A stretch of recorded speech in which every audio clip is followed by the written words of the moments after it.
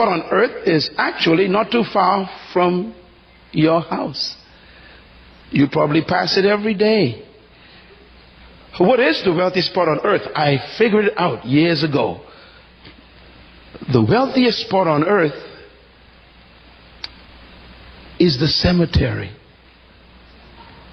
the graveyard. You may ask, why is the graveyard so wealthy? Because in the cemetery are books that were never written. The graveyard is filled with music that no one has ever heard. The cemetery is filled with paintings that no wall will ever see.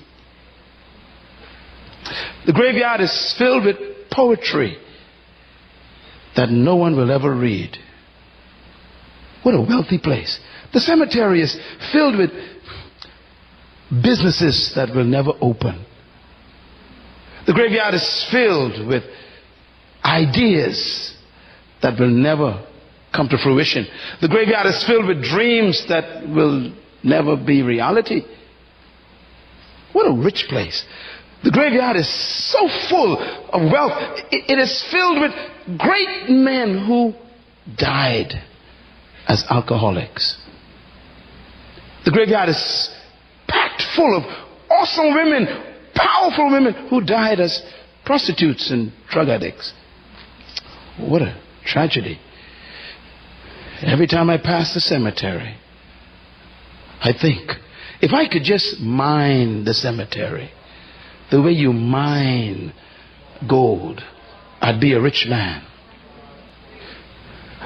I guess I came here because I don't want you to make the graveyard rich. I came here because I really can't imagine that the graveyard would get your dreams, the books that you're supposed to write, the music you're supposed to produce, the poetry you're supposed to scribe. I can't believe the graveyard would get that great dream you have to build a business for God, or that ministry to young people that you keep thinking about. I can't imagine the cemetery would rob us of your magazine you're supposed to publish. You know, I really came here tonight because I want to see you die empty. I want you to go to the graveyard, young woman, young man, with nothing left. As a matter of fact, I really came here because I want you to die like Jesus. Don't die old, die finished.